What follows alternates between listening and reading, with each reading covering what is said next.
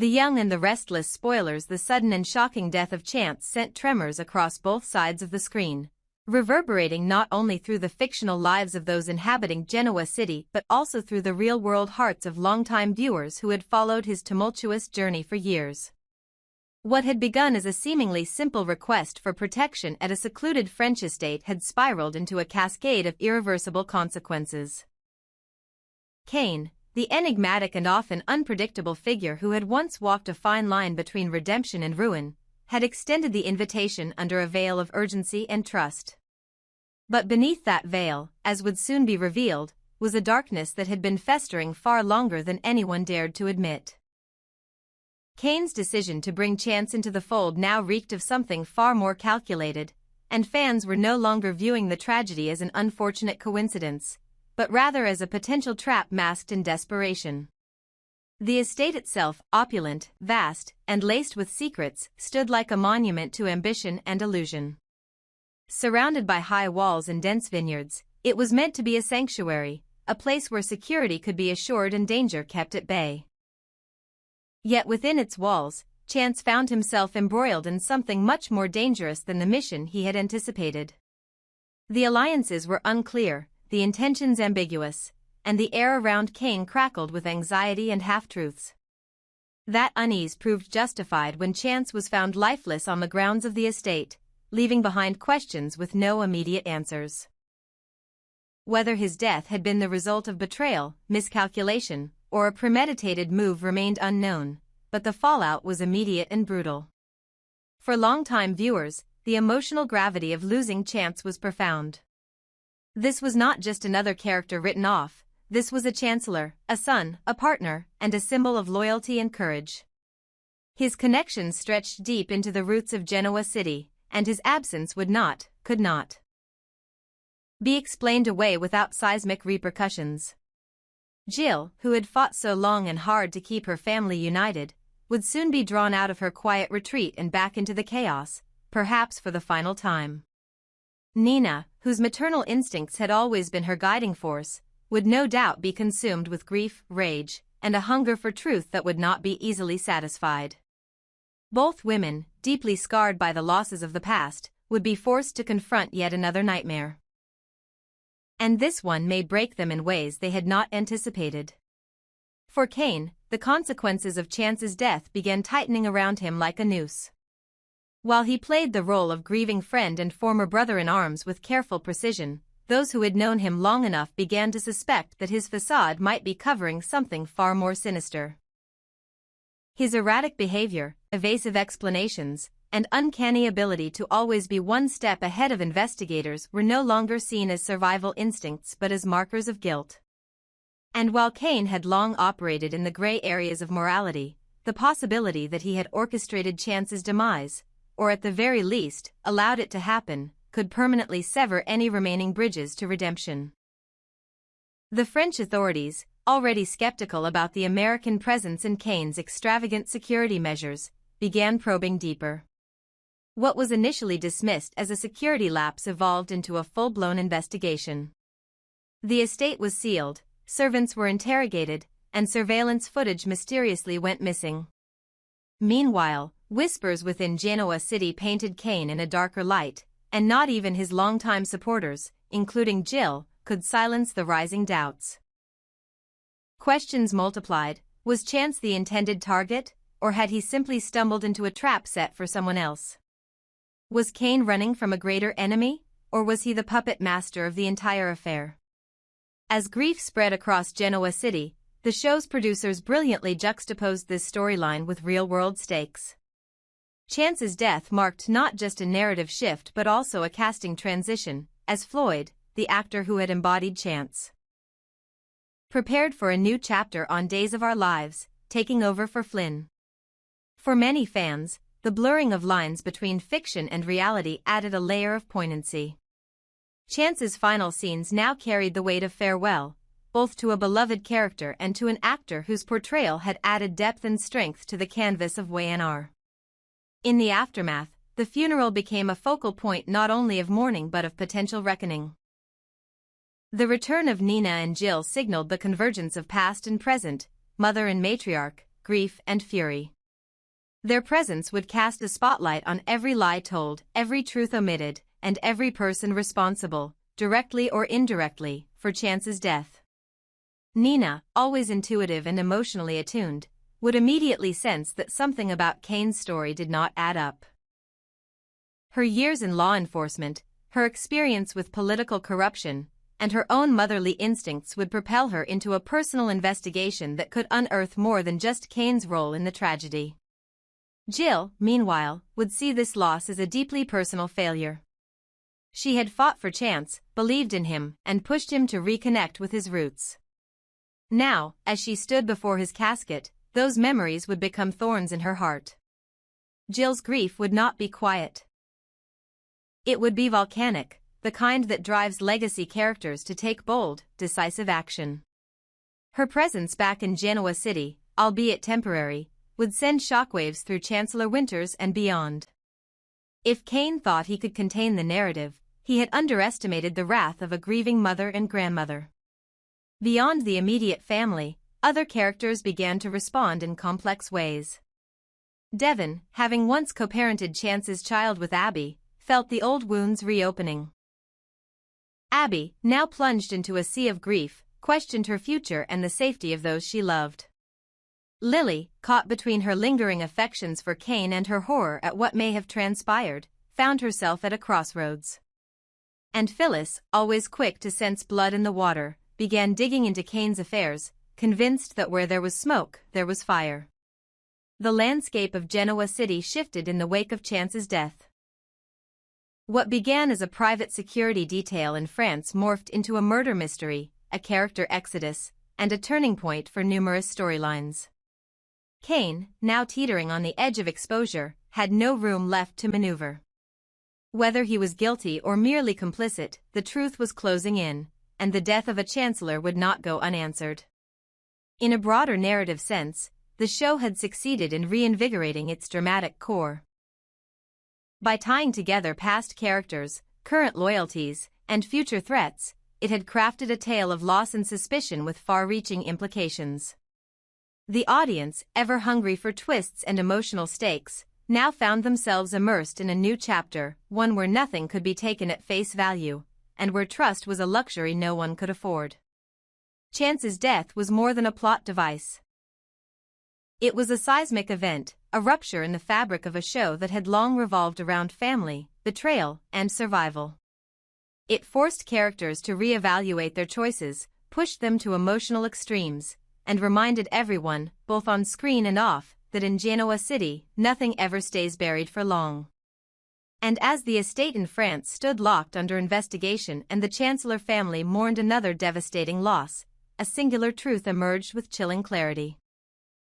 The past always returns, the dead never truly rest, and justice, however delayed, would come for everyone involved. Especially Cane. Especially now. Because in the world of the young and the restless, every death is a door, and what lies on the other side is never what anyone expects. In the intricate tapestry of the young and the restless, few storylines have had the generational weight and emotional gravity of the one that began with a betrayal. A betrayal that would stretch far beyond a single act of infidelity to become the genesis of a decades-long war between two of Genoa City's most formidable women. At the center of it all was Catherine, the indomitable grande dame of the Chancellor estate, and Jill, a young woman whose rise from humble beginnings would leave scorched earth in her wake. What began as a relationship between mentor and protege would mutate into one of the most searing rivalries in daytime television history, driven by love, lust, betrayal, and an unrelenting quest for power, identity, and legacy. In the 1970s, Catherine Chancellor's life was already complicated by a fractured marriage to Philip Chancellor II, a man whose emotional distance had long eroded the foundation of their union. Catherine, battling the slow decline of emotional abandonment and a worsening dependence on alcohol, found solace in control, in wealth, and in appearances. Jill Foster, by contrast, was young, ambitious, and entirely underestimated. She entered Catherine's world as a manicurist, a position of service, yet quickly navigated her way into the household as a trusted confidant. It was a trust that Catherine would come to regret with a depth unmatched by anything she had endured before. When Philip Chancellor II and Jill began their affair, it was not just an act of romantic betrayal, it was a social and psychological coup. Philip found in Jill a passion and youth he had long missed, and Jill, who had once admired Catherine, saw in Philip a path not just to love but to transformation. Their affair was a cataclysm. When Jill became pregnant, the shockwaves reached far beyond the bedroom. She gave birth to Philip Chancellor III, a child who symbolized both betrayal and the possibility of a new dynasty. That Jill would become a chancellor by blood and that her child would carry the name shook Catherine to her core. What followed was one of the most iconic and suspenseful moments in the series' history. A drunk and emotionally shattered Catherine, unable to stomach the thought of Philip leaving her for Jill, offered him a final ride. It was meant to be a conversation, perhaps a last attempt at resolution, but her spiraling despair and volatility took the wheel, literally and figuratively. In a moment now seared into soap opera legend, Catherine drove her car off a cliff with Philip inside. The crash did not kill him immediately, but the damage was done. In a haunting twist, Philip lived long enough to marry Jill from his hospital bed, cementing her place in the family just before his life ended. Catherine survived with devastating injuries, but it was the psychological scars that endured. The crash did not end her war with Jill, it ignited it. From that point forward, the Chancellor estate became a battleground. Jill, now a young widow and the mother of Philip III, was no longer the help, she was family, a legal heir, and a permanent fixture in Catherine's life. The two women battled over everything: real estate, companies, reputation, and most viciously, over Philip III himself. Their hatred was volcanic, but it also became the lifeblood of the show.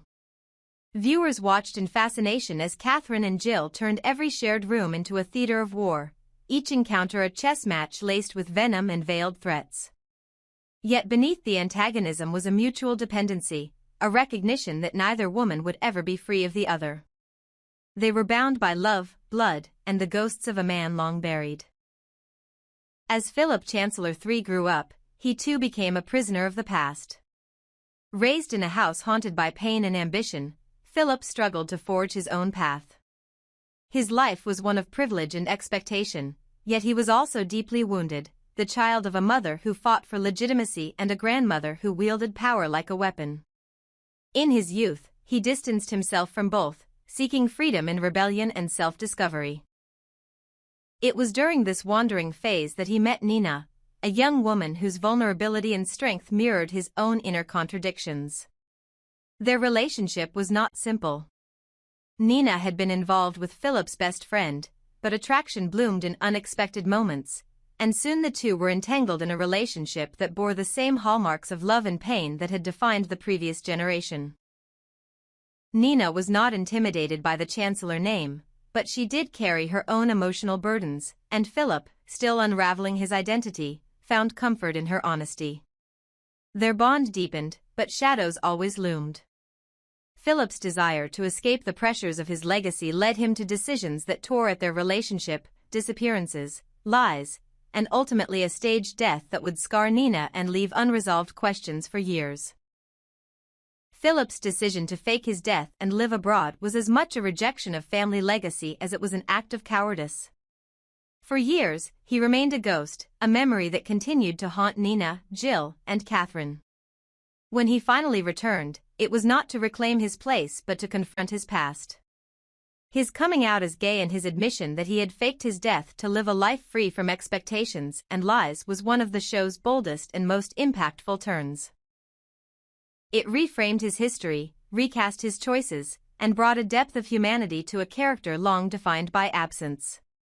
Catherine, nearing the twilight of her reign, embraced him. It was a rare moment of peace and growth, a gesture of acceptance that suggested her own evolution. Jill, too, struggled to reconcile the loss of the fantasy son with the reality of the man before her. Nina, however, bore the deepest wounds. Her years of grief, of raising their son without answers, were not easily healed. Yet through that pain, she remained resilient, a testament to the strength that had drawn Philip to her in the first place. The legacy of this storyline continues to ripple through the young and the restless.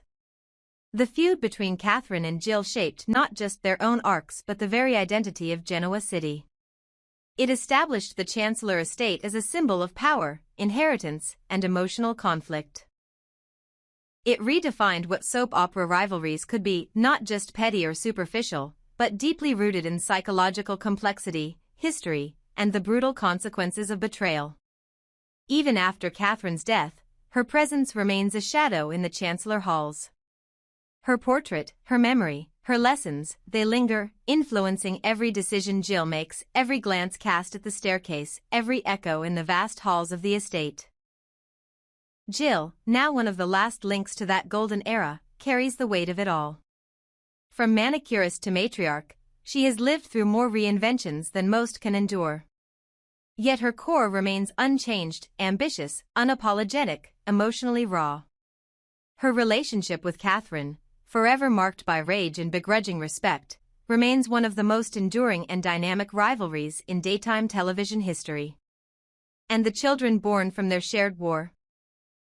Philip III, Nina's son Chance, and the generations to come all carry pieces of that legacy, even as they try to escape it. In a genre built on cycles, the Catherine-Jill saga is a masterclass in character evolution, long-form storytelling, and emotional payoff. It reminds viewers that actions echo across decades, that no betrayal is ever truly buried, and that sometimes the most compelling stories are not about love but about survival, identity, and the unrelenting desire to claim one's place in a world that was never meant to welcome you. Jill fought to belong. Catherine fought to hold on. And in that battle, the young and the restless found its soul. From the wreckage of a car at the bottom of a cliff to the gilded halls of the Chancellor estate, this story is not just a chapter, it is the heartbeat of the show's legacy. Would you like me to continue this narrative into how Chance's death connects back to this multi-generational conflict? Or perhaps develop a storyline where Nina's grief reopens the old Catherine and Jill wounds? I can also tie this into Cane